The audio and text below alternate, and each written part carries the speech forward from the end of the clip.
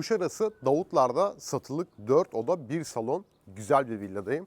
Buranın peyzajına bayıldım. Artık yaz geliyor ve görmüş olduğunuz gibi peyzaj yemyeşil. Çok da güzel bir villa yapmışlar ve buradan zemin kattan bile deniz manzarasını görebiliyorum. Bu güzel ve özel villamızı turuna başlamadan önce hemen abone butonlarına basın ve bu güzel villa turunu birlikte yapalım.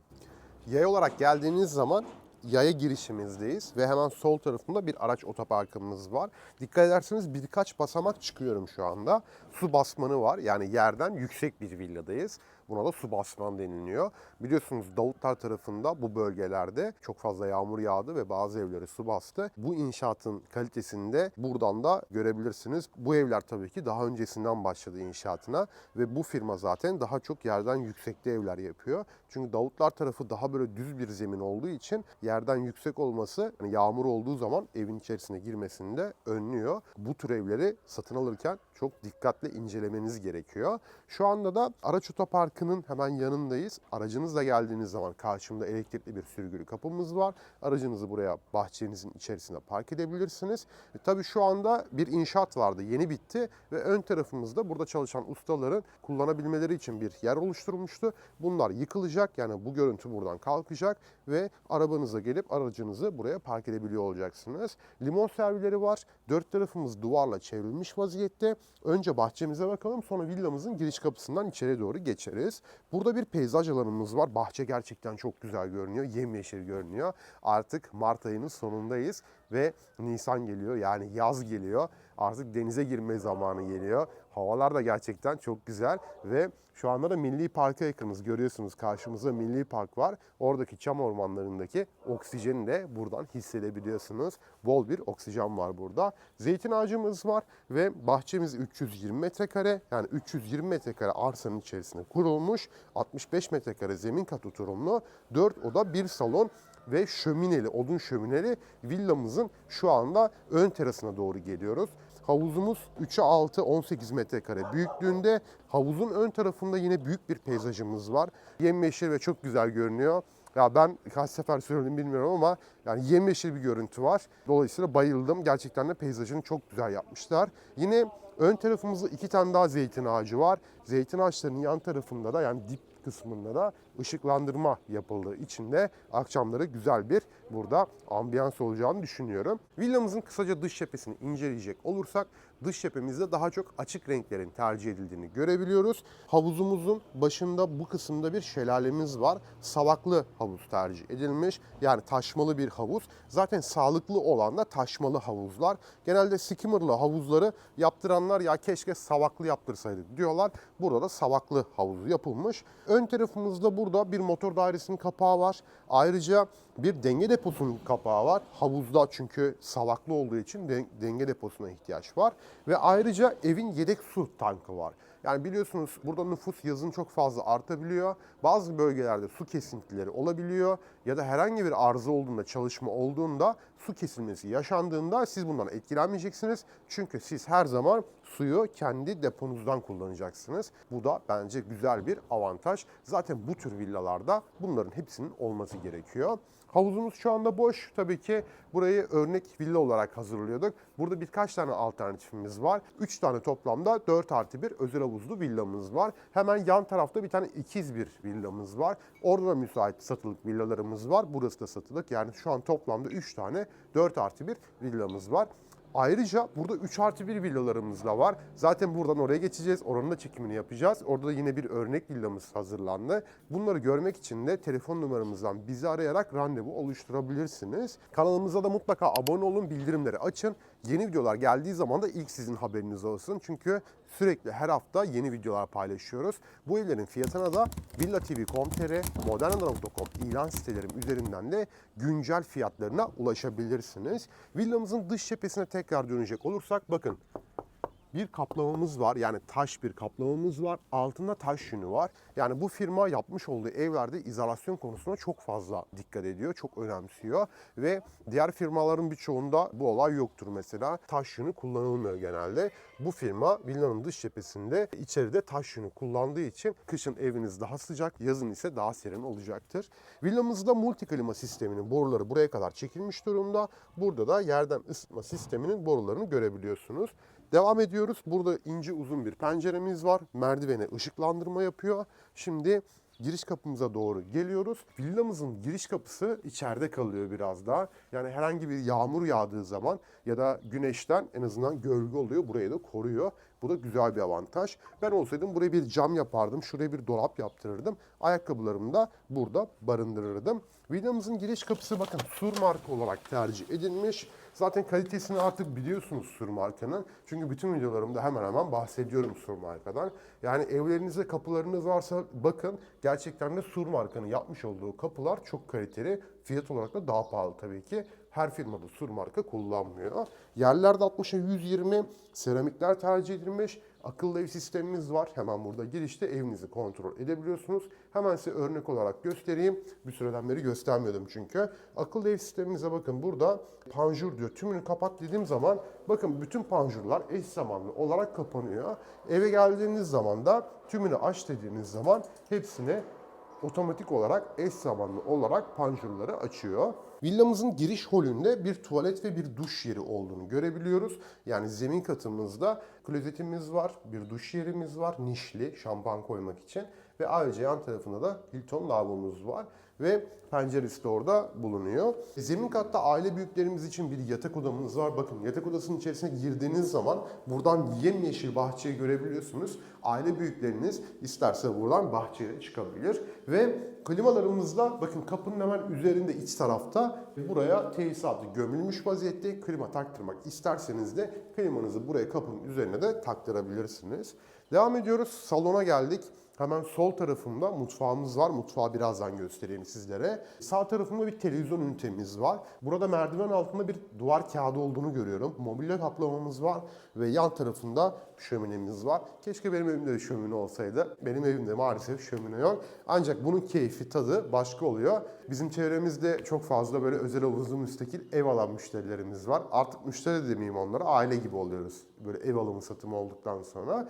Genelde de hep birlikte zaman geçiriyoruz. Herkes bizi davet ediyor, yemeğe davet ediyor, misafirliğe davet ediyor. Hep genelde bir aradayız. Ve gittiğimiz zaman onların evinde bu şömine keyfinde yaşayabiliyoruz. Aslında şey diyorlar ya, en iyi tekne arkadaşın teknesi, en iyi şömine arkadaşın şöminesi. Neden? Sizin şömineniz olduğu zaman bunun da bakımı var, temizliği var. Ya bakım derken şöyle, ateş yaktığınız külü var, külünü temizlemeniz gerekiyor ama teknoloji de çok ilerledi artık. Elektrikli süpürge gibi süpürgeler var. Bütün külü çekebiliyorsunuz. Ama tabii biz bunlarla uğraşmıyoruz. Çünkü ev sahipleri bizi davet ettiği zaman biz gidiyoruz, ısınıyoruz kışın. Çok da keyifli ve güzel oluyor. Bu firma genelde yüksek tavanlı evler yapıyor. Gerçekten de yapıları çok güzel. Yani onu söyleyebilirim size. Burada 3 tane 4+1'imiz var ve 3+1 villalarımız da var satışta olan. Kapı pencereleri inceleyelim.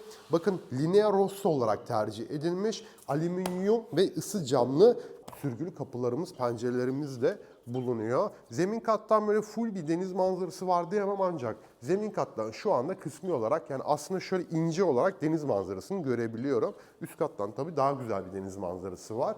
Şimdi mutfağa bakalım. Mutfağa geçmeden önce bakın şurada yine bir sürgümüz var. Salonda hem ön cephede havuz kısmına bakan terası ve havuzu görebiliyoruz. Bir penceremiz var. Hem de yan cephemizi görebildiğimiz bir bahçemiz var. Ayrıca şundan da bahsedeyim. Bakın benim genelde sizlere tavsiye ettiğim şey, videolarda hep biliyorsunuz. Evin çok dibine, yani yan tarafını şöyle göstereyim sizlere.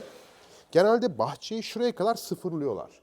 Bahçe buraya kadar sıfır olunca şimdi buradan dışarıdan fıskiyeler çalıştığı zaman bir kere camları ıslatıyor, bu bir. İkincisi, çimleri biçmek istediğiniz zaman tam dibe kadar giremiyorsunuz. Çimleri biçemiyorsunuz, dipte çimler kalıyor.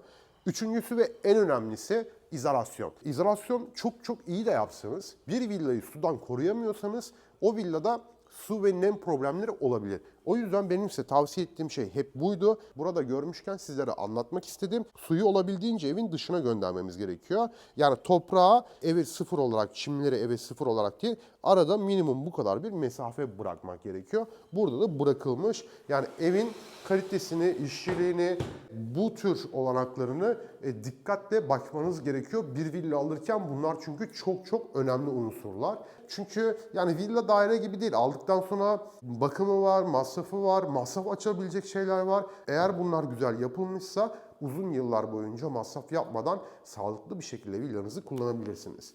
Evet, mutfağa geldik. Mutfakta salonun böyle tam ortasında, içerisinde değil de ayrı bir bölümde olması beni mutlu etti. Çünkü bakın burada biraz daha mutfak dışarıda kalıyor. Yani salonun tam içerisinde değil, ayrı bir bölümde ve buzdolabı yeri de XX large olarak düşünülmüş. Büyük bir buzdolabı yerimiz var. Sanırım 90 santimlik bir buzdolabı yeri düşünülmüş. Fırın yerimiz, mikrodalga yerimiz, ocağımız, davlumbazımızın hepsi yeri hazır. Burada açık renk bir tezgahımız var. Hafele marka olarak düşünülen bir evyemiz var ve buradaki bataryamıza bakalım. Bataryamız da Hafele olarak tercih edilmiş. Tezgah aramızda da bakın burada spot lambamız var. Hem aynı zamanda burada da var. 2 prizimiz burada var. 2 prizimiz de burada var. Ve buraya mutfağınızda aydınlatabiliyorsunuz. Ve burada da kapımız var. Yani eğer ki çocuklarınız, mesela örnek veriyorum, küçük çocuklarınız var veya genç yetişkin çocuklarınız var. Dediler ki hani bir içecek almak istiyoruz. Hiç salonun içerisine girmeden bakın şuradaki kapıdan buraya gelip buradan buzdolabından bütün içeceklerini alıp direkt olarak çıkabilirler ya da siz onlara verebilirsiniz. Karşıda bir merdivenimiz var. Merdivenimizde omurlu uçan merdiven. Bakın hemen şöyle izah edeyim size. Omurlu diyorum ama bazı izleyicilerimiz tabii anlamayabiliyorlar. Aynı şey gibi düşünün. İnsan omuru gibi düşünün. Burada ortada bir tane omur var. Bütün yükü bu taşıyor ve tabii ki yukarıda büyük kalın demirler var. Ona kaynak yapılmış durumda. Aynı zamanda yerde var. Yani çok sağlam bu ve kalın bir malzeme zaten. Dolayısıyla bu basamaklar da buna basıyor. Ahşap kaplama, ancak bakın alttan görüyorsunuz içerisi demir. Yani iskeleti demir. Çok sağlam. Omurlu uçan merdiven deniyor buna da. Yan tarafında da tamperli camımız var ve lamine olarak düşünülmüş. Yani iki camın arasında lamine yapılmış. Basamaklarımız da ahşap. Merdivenlerimize baktığımız zaman duvarlarımız duvar kağıdıyla kaplanmış. Hoş bir duvar kağıdı. Renk kombinasyonu gerçekten güzel, ferahlatmış burayı. Şimdi üst kata çıkalım. Bu villamız 65 metrekare zemine oturuyor ve 165 metrekare brüt kullanım alanımız var. Uçan merdivenimizden üst kata doğru çıktığımız zaman yerlerde parlak yüzeyli 60'a 120 seramikler tercih edilmiş. Antredeyiz. Bakın burada hemen bir çamaşır yıkama ve kurutma makinesi için düşünülen bir alanımız bulunuyor. Hemen yan tarafında bir tuvalet ve bir duş yerimiz var. Burayı kısaca sizlere göstermiş olalım. Bakın şöyle siyah çıtalı bir duşakabinimiz var. Gagalı bir gömme ankastremiz var. Siyah olarak düşünülmüş ve markaları da hep Hafele olarak tercih edilmiş. Zaten elinize aldığınız zaman şu metalin kalitesini anlayabiliyorsunuz. Yağmurlama sistemi de bakın bu şekilde tavanlar olarak düşünülmüş. Nişimiz var. Şampuanlarınızı buraya koyabilirsiniz. Havalandırma penceremiz var. Bakın buradaki görüyorsunuz yeşil çok güzel seramikler tercih edilmiş. Gömme rezervuarımız Hafele ve burada da bir evyemiz var. Bakın şurada bir şey var, onu da göstermek istiyorum. Çatıya çıkabilmeniz için burada şöyle portatif bir merdiven var. Şöyle bir sopa var elimde. Bakın şöyle tutuyorsunuz. Hemen açalım. Şöyle. Burada portatif bir merdiven var. Şu an açıp indirmeyeceğim tabii ki. Ancak görebilmeniz için açıyorum. Portatif bir merdivenimiz var. Eğer ki çatıya çıkmak isterseniz de bunu da kullanabilirsiniz. Anlatmasaydım bilemezdiniz. Yani görmezdiniz onu. Hani görünmeyen burada masraflar var. Dolayısıyla güzel dolu bir villadan bahsediyorum bugün sizlere. Hemen şöyle kapatalım. Evet. Şöyle sopasını da alalım. Tekrar yerine koyalım. Evet, bu banyomuza baktık. Şu anda arka cephemize bakan yatak odamızdayız. İçeri doğru girdiğimde yine seramikler aynı şekilde devam ediyor. Burada bir penceremiz var. Arka bahçemizde otoparkımızı görebiliyoruz. Ve bunun haricinde şurada küçük bir balkonumuz var. Yani en azından böyle dışarıya çıkıp hava alabilmeniz için burada da bir balkonumuz bulunuyor. Gerçekten de güzel bir ev. Yani ben bayıldım buraya. Siz ne düşünüyorsunuz? Fikirlerinizi yorumlarda görmek istiyorum. Yatak başlığımız da buraya geliyor. Buradan da böyle güzel bir milli park manzarası var. Dağ manzarası var. Ve rüzgar güllerini buradan görebiliyorum. Evet, devam ediyoruz. Çünkü yan tarafımızda bir yatak odamız daha var ve son olarak ana yatak odasını da bitirmiş oluruz. Burada bir yatak odamız daha var. Bu yatak odamız tabii diğerine göre daha büyük ve daha geniş. Tavanlara dikkat ettiğim zaman bu katın da tavanları oldukça yüksek görünüyor. Son olarak master yatak odası. Kapılarımız da böyle açık gri tonlarında. Kapının hemen girişinde üstünde klima yerimiz var. Girdiğimiz zaman içeriye ışıklı bir giyinme dolabımız var. Ve böyle kapakları da cam olarak düşünülmüş. Yani bunun aynısını ben kendi evimde yaptırmıştım. Bakın şöyle ayna olarak görüyorsunuz. Lambası yandığı zaman da içerisi aydınlık görünüyor. Yani içerisini görebiliyorsunuz. Bakın burada bir yatak başlığı kaplamamız var. Ve komodinlerimiz var. Robotunuz altını süpürebilsin diye burada askıda komodin düşünülmüş. Bakın şurada bir şey var. Bunun ne olduğunu biliyor musunuz bilmiyorum. Ya bazen şey diyorlar. Ya Niyazi Bey gerçekten sizi izlemek çok keyifli. Çünkü her şeyi biliyorsunuz diyorlar. Bazı böyle videoları izliyoruz. Ya insanlar tanıttıkları şeyin ne olduğunu bilmiyor diyorlar. Evet, bu konuda ben kendimi geliştirmeyi çok seviyorum. İnşaattan da anlıyorum.